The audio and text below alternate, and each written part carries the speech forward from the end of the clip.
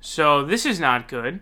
It looks like Abby Martin has been silenced. Now, she sent out a tweet thread saying, "After I was scheduled to give keynote speech at an upcoming Georgia Southern conference, organizers said I must comply with Georgia's anti-BDS law and sign a contractual pledge to not boycott Israel. I refused and my talk was canceled. The event fell apart after colleagues supported me. The organizers were afraid my pro-Palestine activism and film Gaza Fights For Freedom would violate Georgia's anti-BDS law. Georgia is one of 27 states that passed legislation to criminalize BDS efforts. Ironically, the conference was centered around the notion of media literacy. The global awareness and success of BDS has terrified the political establishment, which has pursued an aggressive bipartisan push to ban Israel boycotts across the U.S., especially at universities. Trump's recent executive order further cements this goal.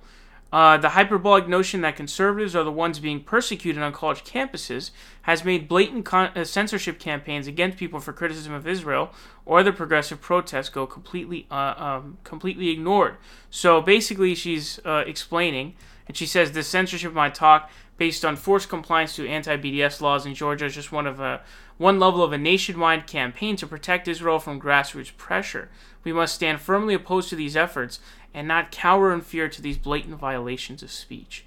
So this is very unfortunate because obviously it's a silencing of free speech. And clearly this anti-BDS law, which exists in 27 states now, is unconstitutional. Now, I think it looks like there have been some challenges to it. I'm not exactly sure what's been going on with that, and I don't know if they'd have to strike down every single one, but I think if eventually it'll get up there, in terms of being challenged in the courts, I think it hopefully will be shut down. But there's the other portion, which is essentially the massive hypocrisy that exists among the right wing, and this is a sort of two-tiered hypocrisy. You're not going to hear Dave Rubin or Jordan Peterson or Sam Harris or any of those people come out in defense of Abby Martin here and talk about this.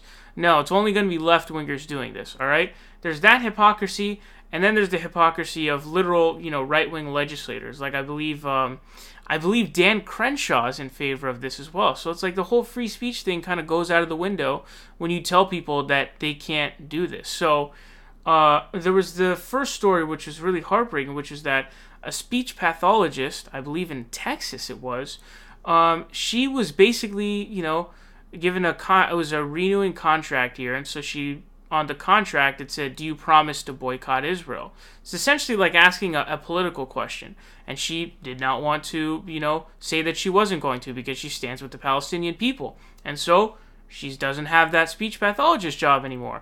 So it's pretty insane that they would do this, where it's like, wow, the federal government is basically forcing you to have a political position if you want to do certain things, as well as if you want to have a federal, government job in any way, which is really, really scary. I believe in, I forgot which state it was, if it was in Texas or Florida where there was a flood, they were making you sign pledges not to boycott BDS, or not to boycott Israel, and take part in BDS, to accept, relief in terms of food and shelter, etc.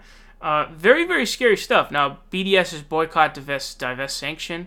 So it's basically an attempt to put, financial pressure, because what really cracked down on South Africa, apartheid South Africa, was the funds, And so that's why Bernie Sanders says when he becomes president, he's going to withdraw, the money that we already give them, which I believe is like $3 billion a year. So, $30 billion over 10 years. So he said that, and we also give loan guarantees to them all the time, and then just forgive those loans all the time. So we have a lot of a hand in terms of Israel. Now, what we would need to do to really show them that you need to stop doing human rights abuses, they probably need to withdraw the money that they give them, as well as sanction them. So freeze assets, freeze trade, etc., to get them in line and stop committing war crimes. And Gaza is essentially an open-air prison right now. If you're a Palestinian in Gaza, Israel has a pretty darn good healthcare system. They have a universal system. Israel has a lot of innovation in terms of medicines. But if you're a Palestinian in Gaza, I read a story about a child, a little girl who's in Gaza, who wasn't able to get, a chemotherapy, the pills for chemo, for her leukemia. It's essentially an open-air prison. And There's a lot of segregation going on in those areas. So Abby Martin's trying to basically, shine a light on this. But it's unfortunate that this happened, and it is very hypocritical not to see the right wing. Not only not to see the right wing talking about this, but they're the ones who passed this fucking thing in the first place.